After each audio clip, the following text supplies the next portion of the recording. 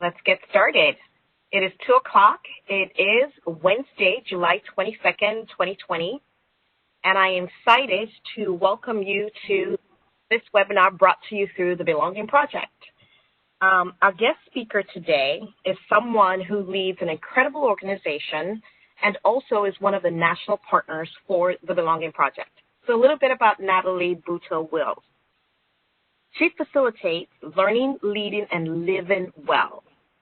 As a versatile leader with diverse experience in business law and education, she empowers innovation, corporate responsibility, talent development, business development, community engagement, and well-being. She teaches in person and online. She advises, she presents, and she's been a TEDx speaker, so check out her TEDx. It's amazing. She facilitates professional leadership and organizational brand development, as well as arranges travels and retreats. So I'll be talking to you after. Soon, yeah. She founded Leadership Well, which is a hub and network empowering conscious counsel and mindful managers. She has experience serving as a Fortune 500 in-house legal counsel and executive.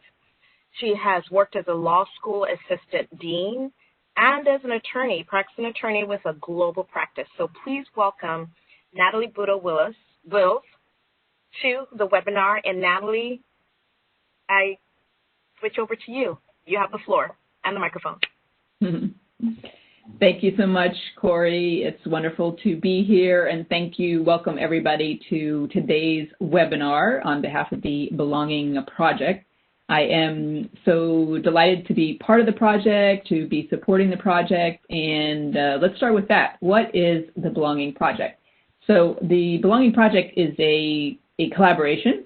It's a national network of partners, including a number of national bar associations, diversity associations, and this came into being essentially during the time of COVID, during the time of the pandemic, and started with CIFARS, starting this Belonging Project, and then recruiting a number of partners, including myself. And the idea is to essentially provide resources and support to continue to support the diverse legal talent and pool. And particularly during this time of challenges that people are facing, and recognizing that perhaps people in certain communities might be feeling that more so than others. The idea of the project is to support this community, support our community.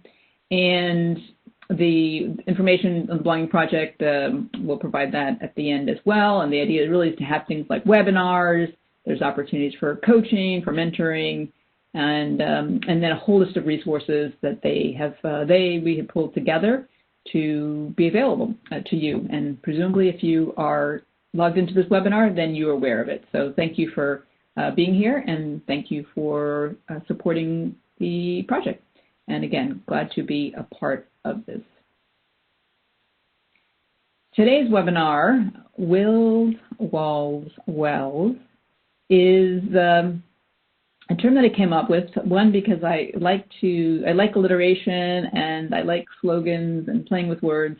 And the idea of this is that as somebody who's a lifelong learner, as having been in-house counsel and as a professor, and really so many times in between and since, have gone to so many different workshops and read books and retreats and otherwise. And what I really like to do is, how do I distill that for people in a way that's accessible so that people don't necessarily go to 100 different things. And so the idea with this is I thought about a framework that is helpful for people as you're thinking about any kind of particular goal, something that you're trying to accomplish or get through or get beyond, and a framework really for thinking about that.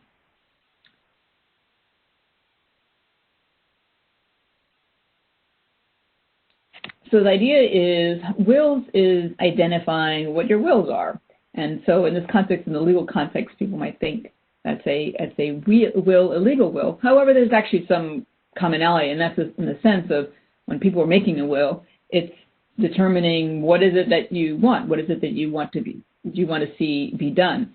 Now that's the determination of what you want to be done, perhaps after this lifetime. And yet it's so important to think about what you want to do now and in this lifetime. So what are the goals? And when we identify goals, which probably everybody on here has done and has been successful in doing, there are also things that come up. These are walls. These are obstacles that we might confront. And how do we identify those and overcome those? And what can we apply? How do we apply resources and tap the wells, so to speak, to be able to overcome those walls? Now, in determining what we want and what our goals are and what's for us, it's actually just as useful to determine what's not for us, or not for me, not for you, at this particular time. And that doesn't necessarily mean that that's always the case, but it is useful to distinguish really what is something that we love, because there are so many opportunities out there. And you probably have been in situations, for example, maybe when it has come to considering different career opportunities. You know, you go on LinkedIn, you look at all the jobs that are posted, or, you know, maybe you have had opportunities to probably serve in the community, and people might approach you to give money or to volunteer or serve on a board. So there really are no shortages of opportunities in life. And so being able to distinguish what is it you love the most, because there are going to be lots of other things that maybe, you know, somebody else might love more and may not be so much for you. So this is a picture I took in a dressing room, and there are other dressing rooms, I think, situations like this where you've got that choice. Sometimes it says definitely, maybe, and not. And something could be in the middle category as well, although we don't really necessarily want to stay there too long. We want to decide one way or the other. It's something you want to do or not do, at least at this time. And again, it's something that could be reevaluated at another time.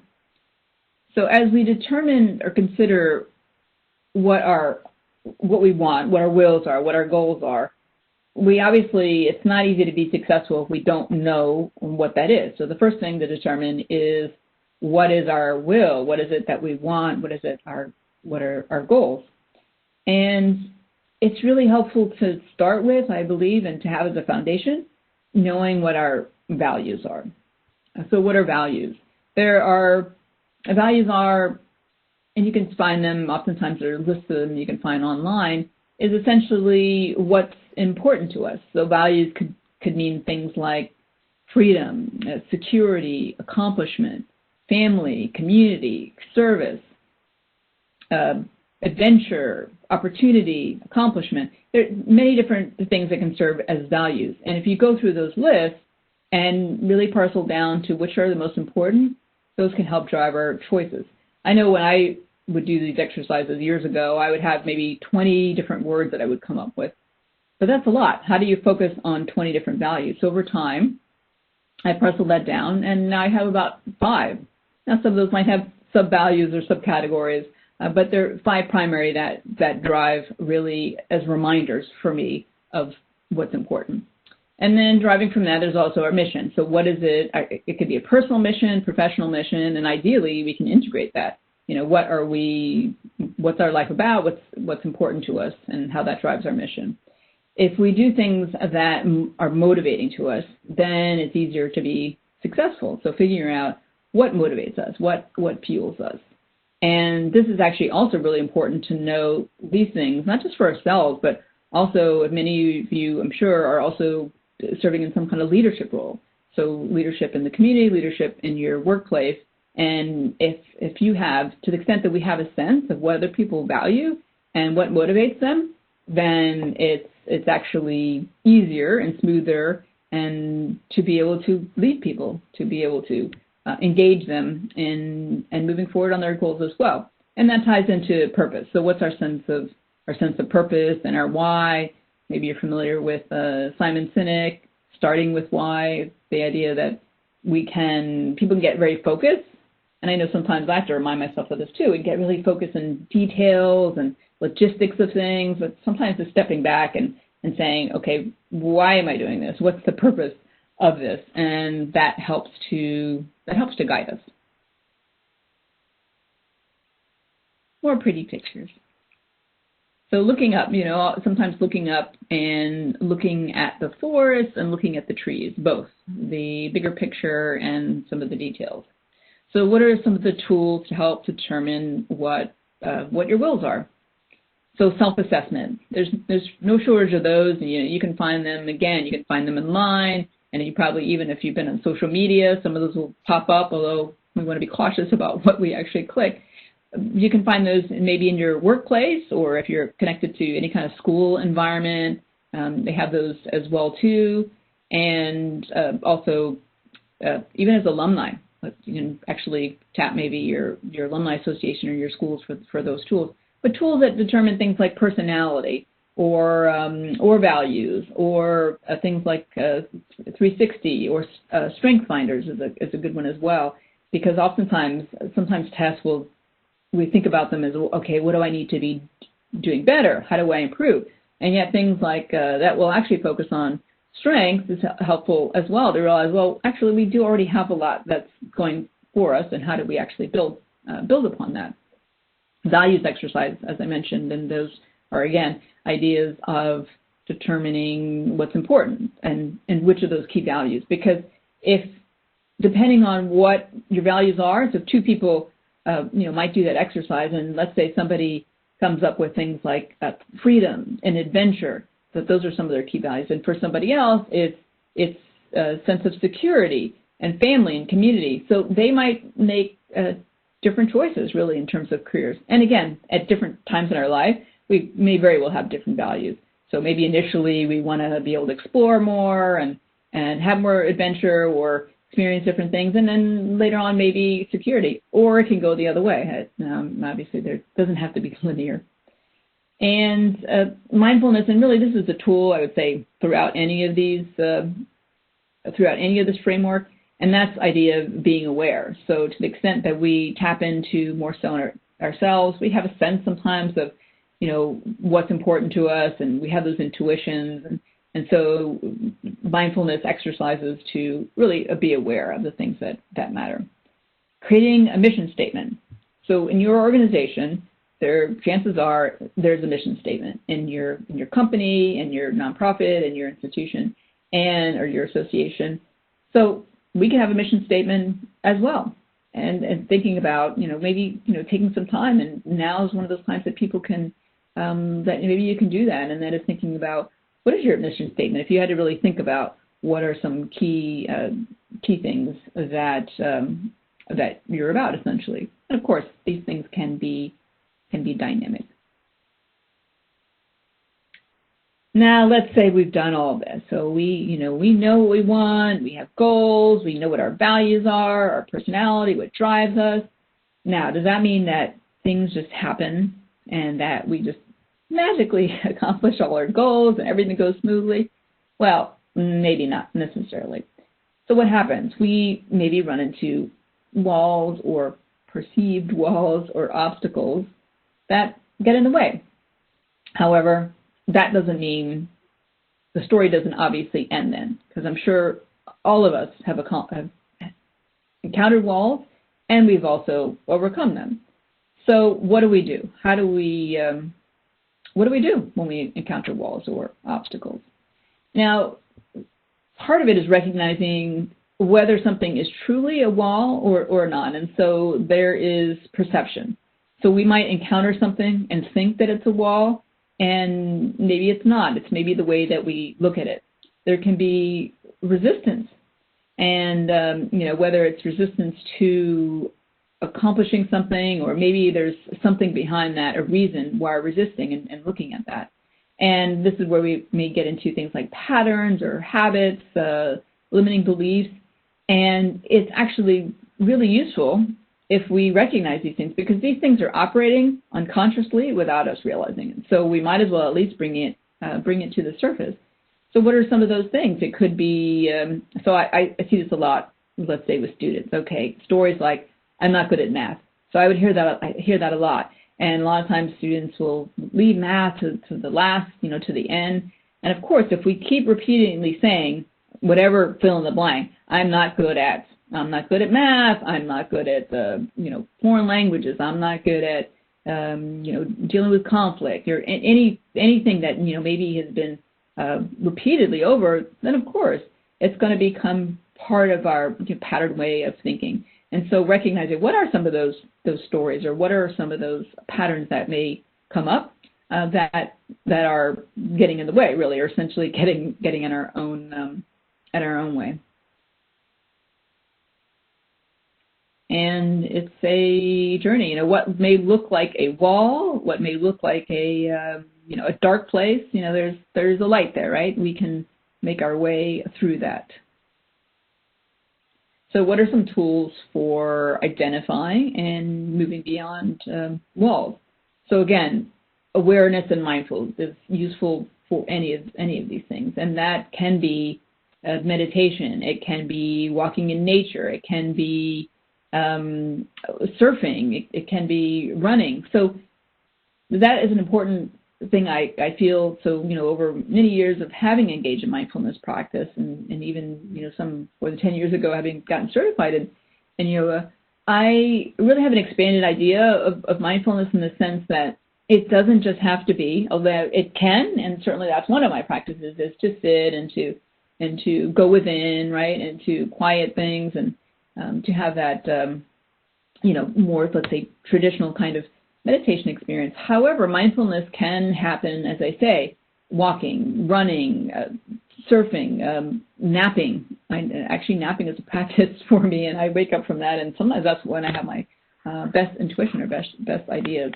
So it can be engaging in some kind of hobby that you enjoy, and so it's something that really just keeps you kind of more aware, essentially, and more in the moment, and that's when we can have really insights about what's going on. Or when you're finding yourself resisting something, is maybe stopping and exploring and saying what's coming up and going deeper with that feeling. So actually, rather than avoiding or rather than moving away from something, it's actually going more towards it. And that's actually something that does come up when it comes to mindfulness and meditation. Oftentimes people will say, well, I get distracted. I think of other things, and that's actually okay, and that's very normal and natural. And one of the ways beyond that I find that's helpful is, rather than thinking that I need to shut those things out, it's more so almost the opposite. Is actually, how do I become more hyper aware of what it is that's operating? Because I find that if I really focus on what those let's say those what are perceived distractions, they start to quiet if we actually really listen. It's almost harder when we try to actually block things out. So it's being truly aware. Journaling is a useful practice. It's one that I'll say that it's actually something that sometimes I've had a resistance to, but when I have done it, I have found it helpful. And journaling can take it can be done in different ways. So one can be for dreams. So maybe as you wake up, and it's really a practice to be able to do that, and that is to be able to capture those things quickly before they basically disappear. Have you ever had that experience where you wake up initially and you have this really strong sense of a dream, and then pretty quickly you're like, wait, what happened? And you lose it. But actually, the more practice that you do that, the more you'll remember that. Journaling can also be, because as lawyers, as professionals, we can think a lot, we can analyze a lot, and so it can be a way of maybe just jotting down notes of something that we keep thinking about, or ideas that we have, or something that we want to park to the side. So that's another way that journaling can be done too, or maybe it's creative ideas or things that we want to do, and it's just a way of capturing that. So writing things down, because there's actually something to be said about writing things. Even, for example, in the learning context, it's said that by even writing something, we're actually learning, or we're taking something in, even if we don't go back and read that. But it can be useful. I know sometimes I've done that. And actually, recently I pulled out some of these old books, and I found wow, it's like stuff from years ago. And if you read a lot of that, maybe you'll start to see certain patterns of thinking, things that you're either maybe drawn to, or things that maybe you encounter as resistance or as walls or obstacles. Energy practices. So this is an area that I would say over recent years that I have really focused on, And that is what I found was that, yeah, okay, for years I spent time of, being clear, okay, about values. And then I, was doing, again, so many workshops and things, okay, I get it up here, the idea that we can understand something analytically, but then still maybe encountering some of those same issues or same walls.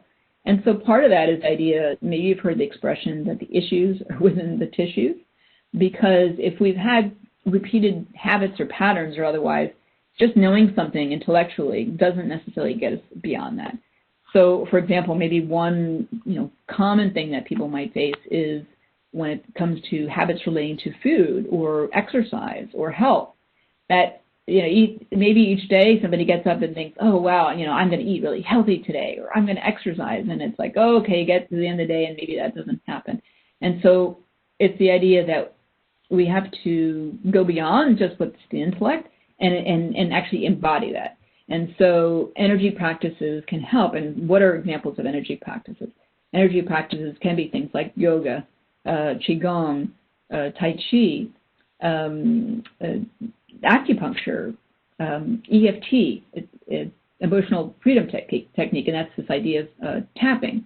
It can be things like if you've ever maybe done presentations and you've heard about, okay, now, beforehand you stand up and you put on a power pose, or, maybe just like shake things out if you're, feeling nervous about something, or I think actually at the end of the day or anytime something comes up that's stressful or otherwise, actually literally just like shaking it out can be helpful. So that is the idea that kind of moving in the energetic realm, that getting beyond just the mind. So because we have our mind, we have our body, and we have our spirit and our energy. It certainly also can include things that are maybe faith-based as well for anybody, and however your faith may be. There is professional support, because we can, as we encounter walls and issues, we might be able to cycle those things over and over in our own minds, and it's really helpful sometimes to have a third person. And I mean, that can be a friend, it could be a network, but it can be a therapist, it could be a coach, it can be, again, it's somebody who engages in energetic practices as well. Maybe it's yoga classes, maybe it's, one-on-one, or examples like that, where, having another person or groups of people to be able to support us in recognizing and moving beyond these walls. So now we have wells. And what are wells? Wells are resources. They are the water, right? They're literally a well of things that we can tap, and we have so many of them. And so anytime we're encountering challenges or otherwise, we actually have wells that we can tap.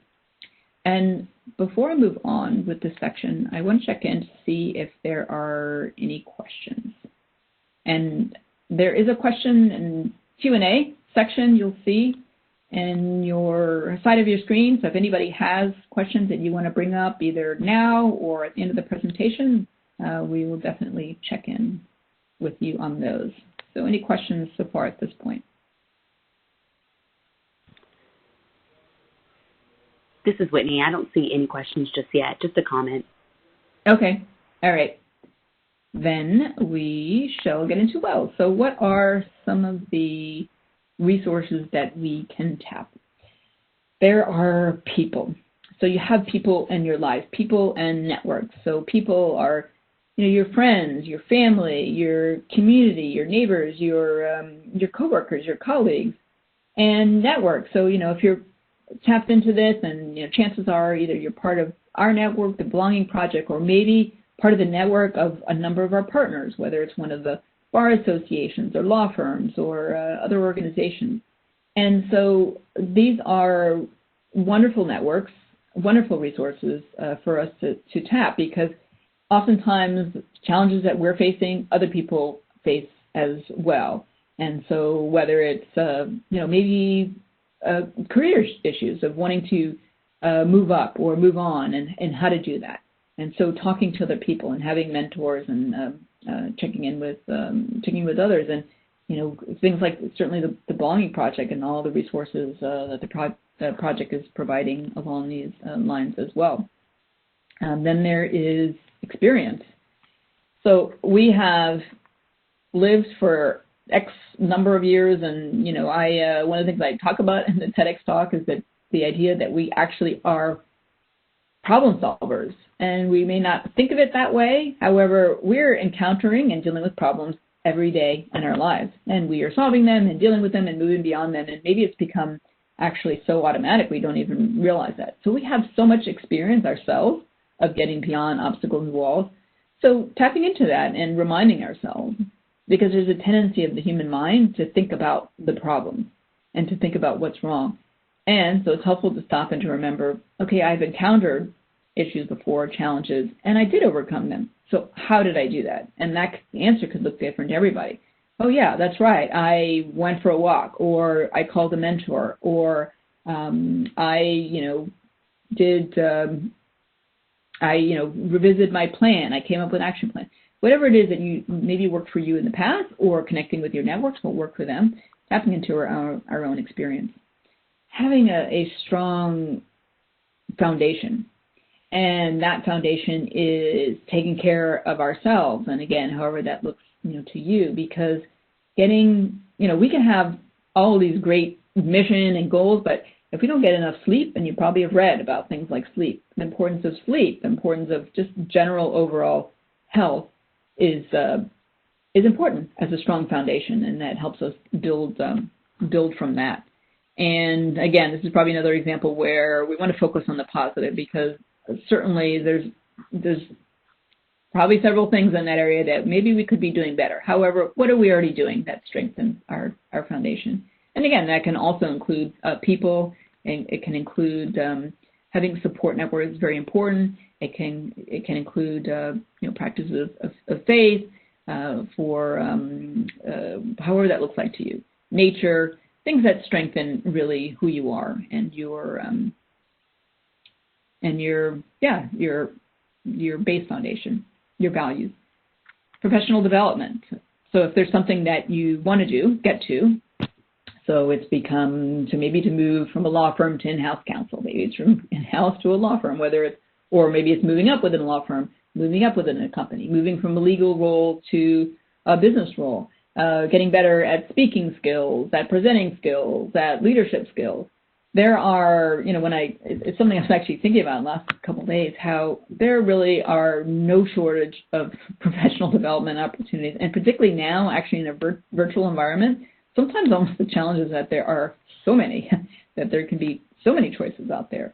That's a nice problem to have, right? So again, and this is an area of focusing on what's important to you and in your path, because it can get really easy to get caught up into the world, people around you, social media, otherwise saying you should do this, you should do that, there's this, there's that, there's this webinar, there's this, there's social media, there's so many things that you can really tap into. So what is it that speaks to you and where you are at on your path, and what strengthens your own foundation? So what are some sample tools? So if we identify our wills, again, it's taking the next step of what is the action plan for achieving whatever that is. So, maybe it's doing a TEDx talk. Maybe it's writing a book. How do you also then parcel that into smaller pieces? And it could be, a chapter. It could be focusing on doing articles, so maybe if ideas a book. Well, now there's so many opportunities, like say with LinkedIn, to be able to publish something in the meantime and not wait for something later. And so having a plan really for what you want to do. And I find that it's helpful to, and I know I've encountered so many times that, when there's something, so for example, every year filing taxes, and something we all have to do. And even though we know we have to do it, how many of you, I know I do, kind of like, oh, I don't want to get to it. And then when I do, I'm like, oh, that really wasn't so bad. Like, had I done it sooner, and it would have been fine. So sometimes we can actually spend a lot more energy resisting something than actually just getting into it and doing it. A vision board is a beautiful tool and beautiful avenue. It's something that I do, and over time I continue to have, I would say, do it in ways that I'm finding even more enjoyable. So it's been for a while that I'll have a statement, essentially. So what my kind of overall vision statement is, what my mission is, what my values are, and then what my goals are based on that. And I look at it every week.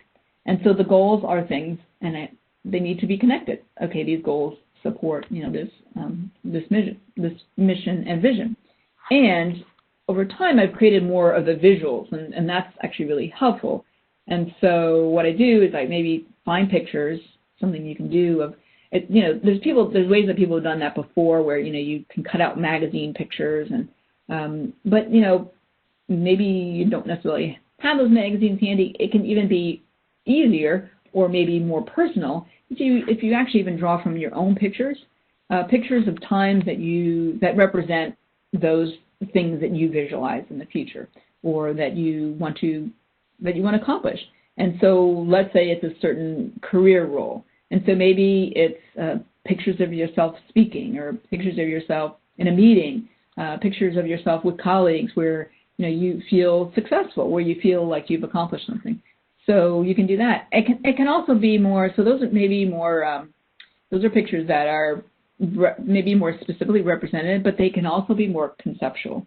And so it can be, it can be nature. It can be maybe an open sky. It can be ideas.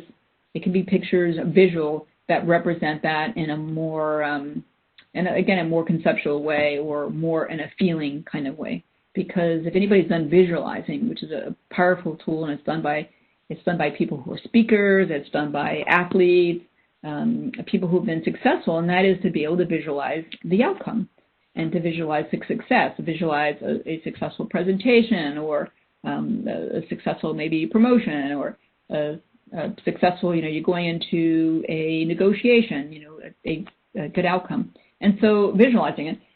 And there's a couple aspects of that. One is the actual visualizing of maybe the specific or the details is helpful, and then the feeling is important. So actually feeling the idea of maybe it's a sense of relief or a success of accomplishment. So whatever you can do to bring that into being. And again, the vision board can look should represent you, and however is something that actually works for you, whether it's in written form or pictures or drawings or otherwise, or something you put up really on a board. And it's something that organizations can do as well, too, as a collective activity. Coaching, so the idea that having a third party can be helpful in that being able to have somebody else really maybe to bounce things off of, or things that we might not be seeing ourselves.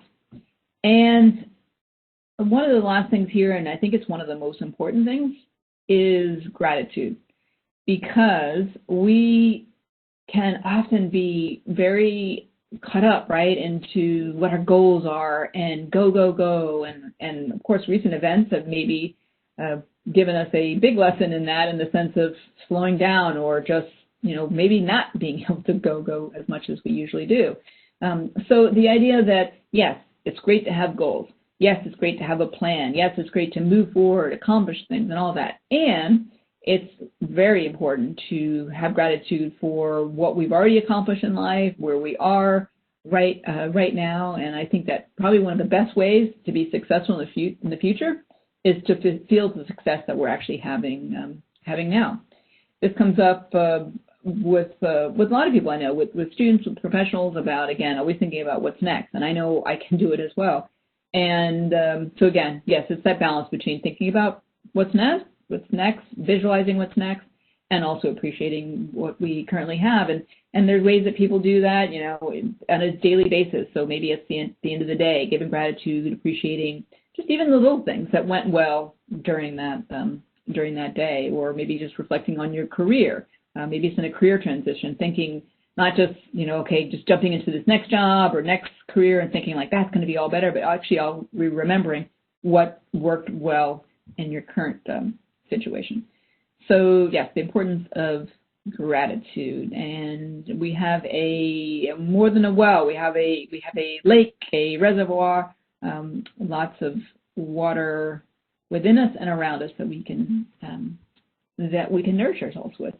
So in summary, with wills, walls, wells, the idea is identify our goals, identify and overcome obstacles, get beyond them, realizing maybe that they're not even obstacles at all, maybe they're learning opportunities, and then applying the resources to move forward. So overall, some of the sample action steps might be, and I invite you to do any of these. I'm not a believer in should, really. That's something I learned and took out of my vocabulary a long time ago. There's no should, have to, otherwise. These are all choices and opportunities that we have. So some opportunities are to clarify what your values are, writing a mission statement, creating a vision board and actually having fun with it, identifying what the barriers are, practice some mindful activity, and again, have an expanded mind and idea of what that is, doing something, a hobby or otherwise that helps keep you present, and focusing on what matters to you. And again, probably one of the most important things is appreciating the journey, appreciating where we are currently, and who you are, and your own uniqueness and diversity. Speaking of our project, a lot of it is about that.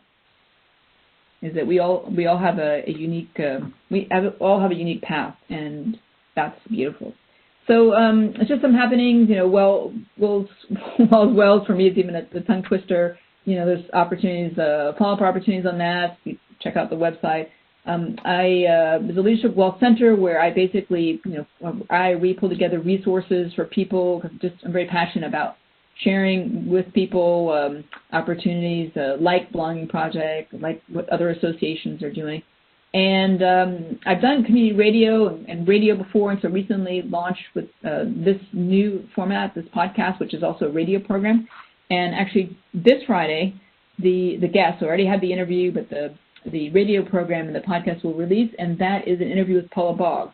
So when I was in house at Starbucks, she was our general counsel, and just a very amazing, multi-talented woman who's and leader, who's been a leader in the corporate environment, in the military, on so many boards and bar associations, and just a really, she shares, and she's now shifted to be in her career as a full-time musician.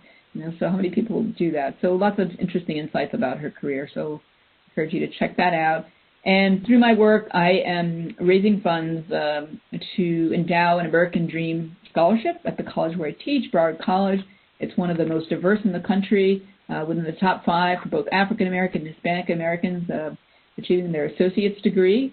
And so, again, through my work, I'm basically funding this, which will be $25,000. And by doing that, I'll essentially endow a scholarship that will be able to give in perpetuity to students. So I am definitely excited about that. So here's some of my contact information, email, website, and there's lots of things that I do. And again, so much is very purpose driven. And you can see here. So my mission and so much of what I'm focused on is right there. So that's learning, leading, and living well. So it's an example of really focusing on what you're about. And thank you. Thank you for tuning in. The webinar CLE code for this is SSO113 or SS0113. And for more information, you can check out Cyphar's the Belonging Project, Cyphar.com, the Belonging Project, and there you'll find lots of resources that have been pulled together. Thank you to the Belonging Project, and thank you to all the national partners, and lots of partners are having, I know, events that are coming up, and so it's one place that you can find that out. So thank you for everybody for tuning in. So any questions of those of you hardy souls that are with us? And remember, you can go to the question and answer, but at this point, the chat is also open, so you can put questions there. So let us know your questions while you have Natalie here, and she can help you plan your success strategy. So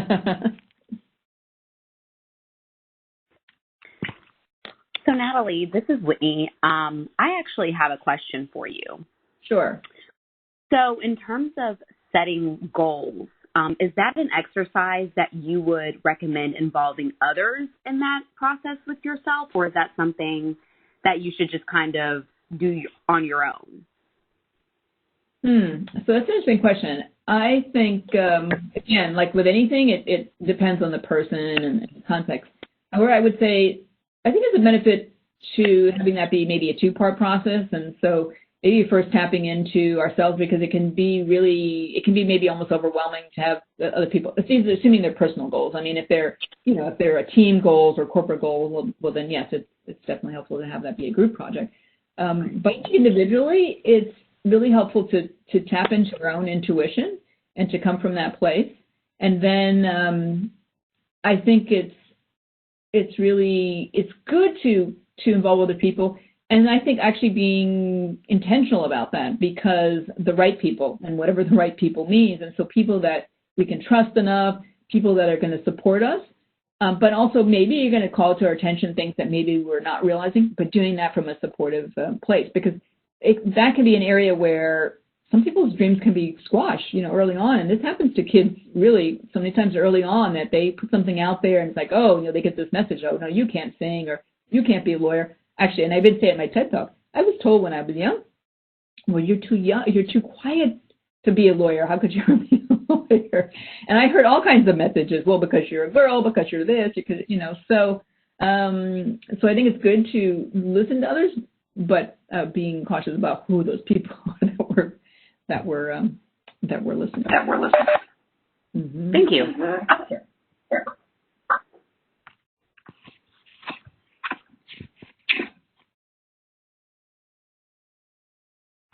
Natalie, can I make a comment or add to what you said? If nobody else has a question, and we have you captive. Yes, of course. That question Whitney asked is so powerful, and I love what you said about who you share your dreams with, because you're right, some people are dream killers. But when you have wise people in your life, sometimes sharing your dreams with others, it allows somebody to help you distill your why, or it can. Mm-hmm. And it can also be an opportunity to recruit somebody to be an accountability partner or dream sharer with you. And when you're blessed enough to have that, because you have wise people in your circle, it's such a powerful thing. I know for me, every year when I bring friends together and we do this, what's your word for the year and what are your goals, I write them all down. And I check in periodically throughout the year. How is this going? How is this going? Because I appreciate it when people do that for me. So definitely, I think, and I hear that in so many places that I go to. It's like when people talk about their success story, a lot of times it has to do because they had those circles, because they had those networks, because they had that. So I think that is actually a very important thing. And one of those. It's something that actually recently that I started to have more intuition about, and that is distinguishing where we're at along those lines. So when we're kind of maybe in more ideating or more excited about something, in that case we want like yes energy, oh yeah, that's great. But then there's a difference when we're getting into more the details of the strategy. Then we want to get into it. But if we're kind of in that ideating, excited about something, then that's not when we want somebody to be problem solving or to like say, oh, how's that going to work? So distinguishing is like where you're at. Are you ready, in that place to maybe dig into the details of it? So, recognizing that. But yeah, it definitely is powerful to have support and people. And fortunately, there are more things like this. And I do believe that power in the circle. So even when I do a lot of facilitating or with students or with groups and everything. And I will say sometimes I might be seen as the teacher, the expert, but I really am much more about being the facilitator, because I love how much people more so learn from each other and support each other, and it comes about in ways that are often unexpected and really not scripted. Because oftentimes people, by just being willing to step up to say something, chances are it's somebody else that's in that same situation. And by putting something out there saying, hey, I'm the more people willing to like say something, then resources will come their way, and oh, you know what? I know somebody who is looking for that or who can help with that. So yeah, that's powerful too.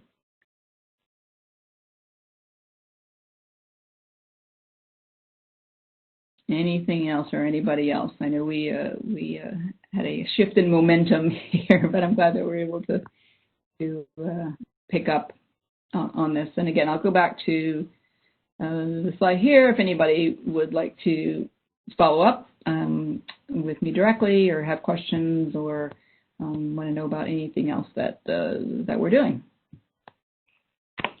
And thank you so much to the Belonging Project and to the crew associated with this, the leadership associated with it.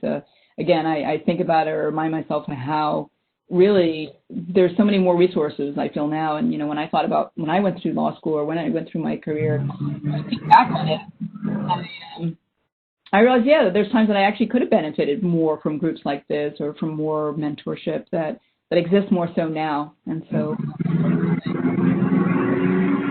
to take advantage of that and actually to support others as well, because that's definitely something I've realized. It's like when it comes to networking and other things, it's not just about what are we trying to accomplish. Of course, it's very much how do we elevate together, right? How do we support each other? Well, thank you very much. This was very informative. This was very helpful. I think that regardless of where you are in your career, this is helpful. And even for people who've done a version of this, it's always nice to have a refresh. And I know for a fact that because 2020 has been so unpredictable, people who went through a process like this in January are redoing it right now or did at some point. So thank you very much. We appreciate your partnership. We appreciate the patience of everybody who signed up. We will put the video together between the, before the WebEx crash and after the WebEx crash, and we'll send it out to everybody who registered. It will also be on the website, and Natalie has left her information, so please feel free to follow up with her if there are questions that you have. And thank you again. Thanks, Natalie. Thank you, Mike, Whitney, Ben, everybody. Thank you. Wishes to everybody. Take care.